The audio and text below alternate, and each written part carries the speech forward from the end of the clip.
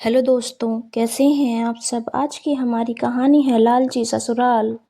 घर में छोटी बहू का गृह प्रवेश हुआ और उसके साथ उसके दहेज का भी, जिसे देखकर हर किसी की आंखें फटी की फटी रह गई।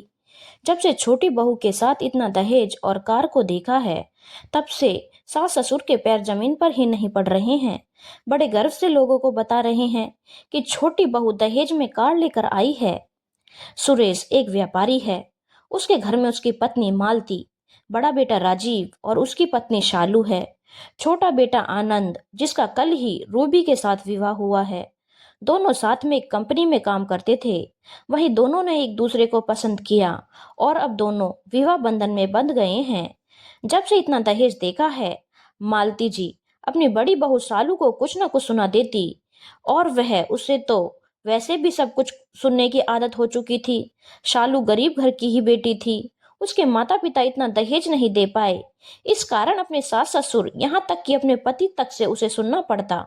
वैसे भी हम अपने आप को कितना ही आधुनिक कह लें, पर सोच हमारी अभी भी उन्हीं जड़ों में बसी हुई है, जिसे शायद हम खुद ही बदलना नहीं चाहते। सोचकर गुस्से से भर जाएंगे, लोगों को ताने दे देंगे, लेकिन उसके खिलाफ खड़े होने की हिम्मत कोई नहीं कर पाता। ऐसे ही हाल कुछ सालू का भी था। सब कुछ ठीक चल रहा था कि एक दिन सुरेश जी दुकान से लौटे तो गुस्से में भरे हुए थे। मालती जी ने पूछा, क्या हुआ, कहाँ है तुम्हारा लाट साहब, बुलाओ उन्हें। आप किसकी बात कर रहे हो?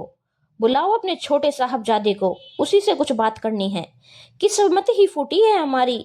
बड़े साहबजादे शादी करके आए तो बहू घर में एक फूटी कौड़ी भी नहीं लेकर आई, और ये छोटे साहबजादे, इन्होंने तो हद ही पार कर दी। दुनिया के सबसे रईस इंसान ये ही है। इतना शोर सुनकर घर के सभी सदस्य कमरे में आ गए।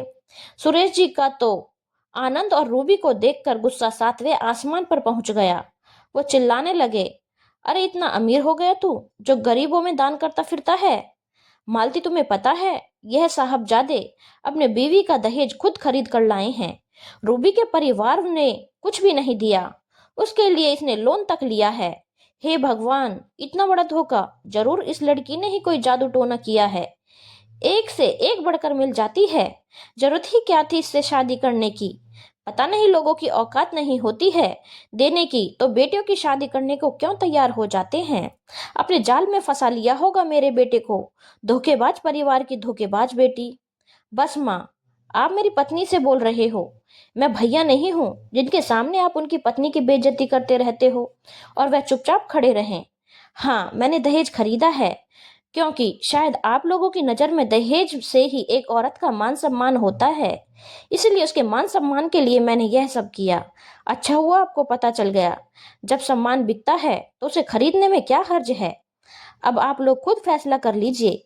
इज्जत दोगे तो इज्जत मिलेगी, नहीं तो हमारा कहीं और बंदोबस्त कर लेंगे। अपने बेटे के मुंह से ऐसी बात सुनकर ना तो सुरेश जी के पास बोलने के लिए कुछ था और ना ही मालती जी के पास। दोनों मूक दर्शक होकर एक दूसरे को सिर्फ देख रहे थे। लेकिन लालची लोग इतनी जल्दी हार मान जाएं, ऐसा हो ही नहीं सकता। आखिर आनंद और रूबी को अपना बंदोबस्त कहीं और करना ही पड़ा। बेटे बहू तो गए ही, साथ ही वो सामान भी चला गया, जिसके लालच में वे दोनों फूले नहीं समा रहे थे। धन्यवाद दोस्तों। अगर आपको कहानी अच्छी लगी हो तो चैनल को लाइक, शेयर और सब्सक्राइब करना ना भूलें।